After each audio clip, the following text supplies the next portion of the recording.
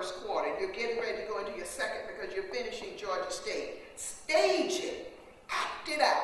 Make it theater that second quarter. If you're in that second quarter, don't be lackadaisical. You know, get ready for 50. Stage this thing. So that when you turn 50, you are at your best. And the same thing for the next quarter. And then, of course, as you see from my staying up here, that being authentic, which is a lot of what we teach at Spelman College, being authentic about who you are and what it is that you want to do. So very quickly, quarter one, quarter two, quarter three, and quarter four. Quarter one is an introduction to life. These are the formative years. This is when we crawl. Introduction to life.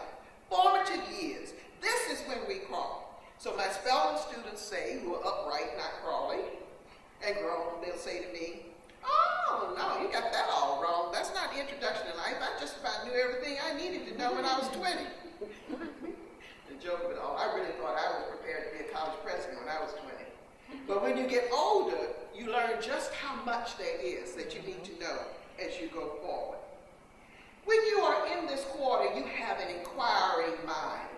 I call it the get away with touching quarter. You can touch everything. Everything.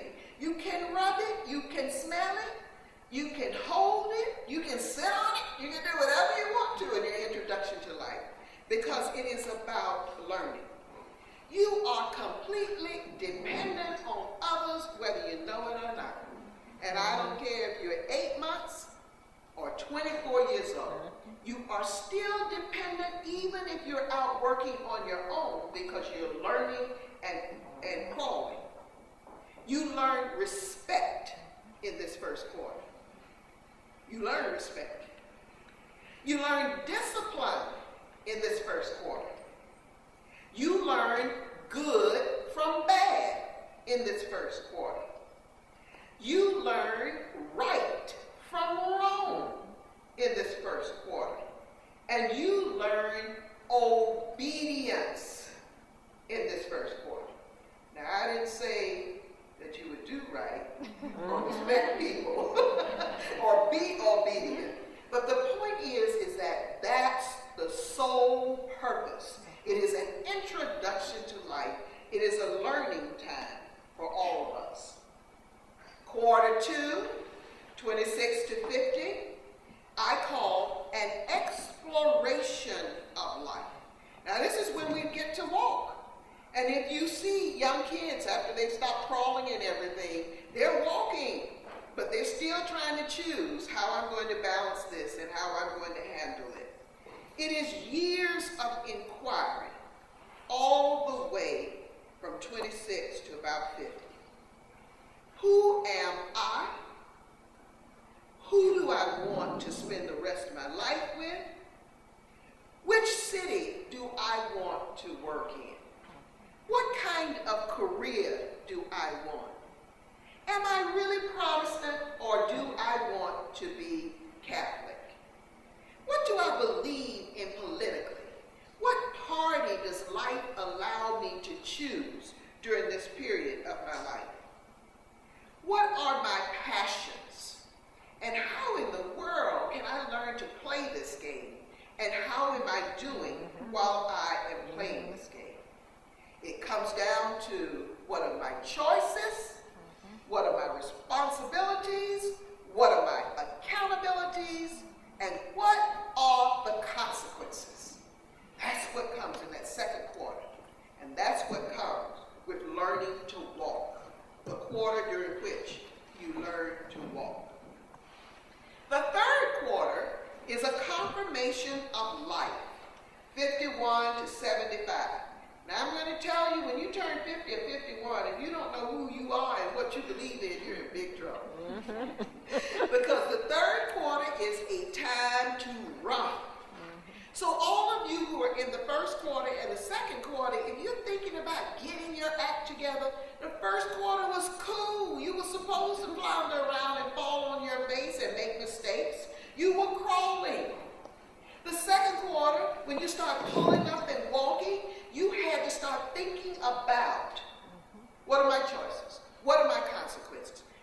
are definitely making a living and being responsible, but you are getting yourself ready for the commitment. Especially since we're going to live to be 106, right? You are getting yourself ready for the commitment. People run during this time. And so all these people are saying, you know, I'm 50, but that's the new 40. I'm 40, but that's the new 30. I'm 30, but that's the new 20. As we begin to define what we are, as we are looking so vigorously for the definition of this quarter. But let me tell you, this quarter is the most difficult quarter of them all. This is the quarter of pain and heartache. This is the quarter of disappointment and struggle. And that's the reason why you need to know who in this quarter you are. 2 speeches ago, when I was talking about this afterwards, a young woman came up to me and she was describing her life and trying to balance and everything. And told me, she said, Dr. Smith, when I go home at night, after the work day that is so challenging, getting my preschool kids out in the morning by 7 o'clock, coming home to fix dinner and trying to maintain a stable marriage. She said, when everybody goes to sleep, I go downstairs in my basement where nobody can see me. I sit on the floor in the corner of the room because the corners hold me. They hold my back. When at this point, I can't show that weakness and that vulnerability to others. This quarter is a tremendously difficult quarter. I tell a baseball story about this quarter of a son. First one was Chad in California. Second one is Clint, living here in Atlanta. Another athlete. Baseball. Catcher. Really good. And his father and I used to be the coach and the team mom. And for years and years and years, we went to all the parks so that we could watch these boys play. Then one day, and you know, the opposite team comes in and they fill up the bases. The rest of the players go into the dugout. Then the one kid goes up to bat the ball. On this particular day, I observed my child in another way. And that is that even though we have prepared him, you have a posse that's sitting here behind you, you have coaches to tell you what to do, you have team moms who love you and they're sitting up in the stands and everything, but Clint Ryan was out there by himself. That's it. That's it. It is the most alone quarter of them all. You're out there by yourself. You got a posse. I'm going to tell you, you have a posse. You can name them. All your girlfriends, the people at the church, the folks you grew up with, your sisters. You got a posse. You got a posse. But they're back in the dugout. They're not out there with you every day going to work like that young woman who went in the basement and sat in the corner. You have loved ones and everything else, but you're out there by yourself. So Clint goes up. I look at my son. Whoa, he's out there, and there is a man pitching in front of him who has one responsibility. Put him out. There's a man behind him who's catcher, who has one responsibility. Put him out. There's a person on first base, second base, third base, outfielders. They all have one responsibility. Put my son out. Put him out. And as lovely as life is, and as much as we enjoy life, you find late in the second, early in the third, along the way, that there is a sense of one. There is a sense of loneliness in life, in which you have to make sure that you can take care of yourself. So when the babies get up, I said, and you're running, they know after they crawl, they know after they walk, that if they're going to run, They got to do it by themselves. That running doesn't mean holding on. And running means getting away from mama, not going to her. Running means escaping dad. This is when coaches mean a lot. This is when coaches mean a lot. And you have to think about the coaches in your life. Now, they used to call, everybody calls them mentors. I call them coaches because I don't have these long relationships where we go to lunch and all of that. They just kept telling me what to do. So the coaches in life. The coaches in life. This is when the coaches in life have to be paid attention to more than any other time in the third quarter. You may see them only once in passing. They may be a regular person in your life, but you pay attention. I want to give you some examples. 2 coaches, Rosen Carter Center, Johnetta Cole, Spelman College, both told me that the way you keep your folks in place to be there for you when you need them is to share and give back to them all the time. That's how you keep people in place. You treat them well. You give them stuff. You tell them how important they are. So when you go up to that base all by yourself, your posse really will jump up to you. They won't just stay sitting on their behinds or run the other way, but they will be there for you.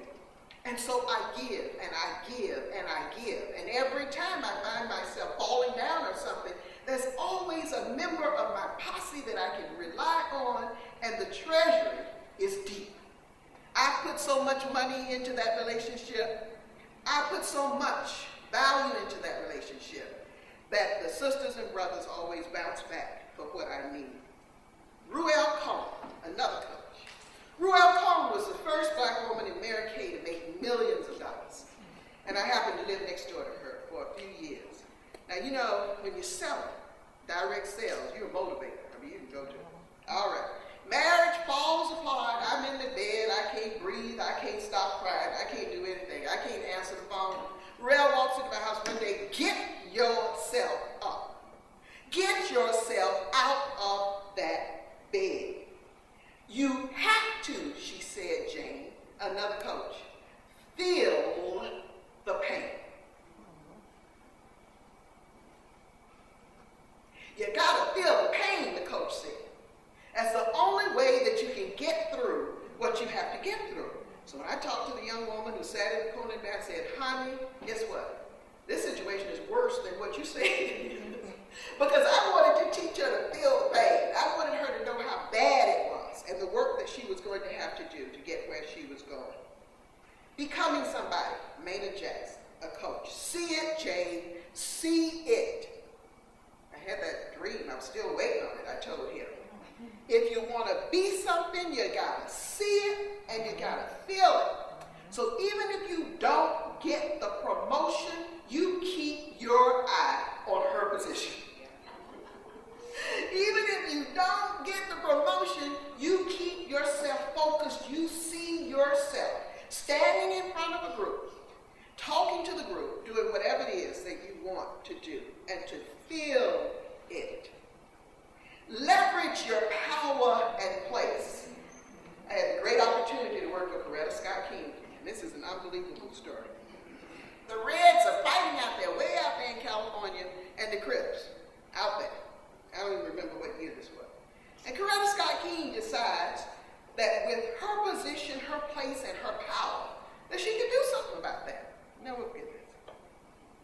Never forget it. It was wonderful. She calls in Betty Shabazz. She says to Betty Shabazz, Malcolm's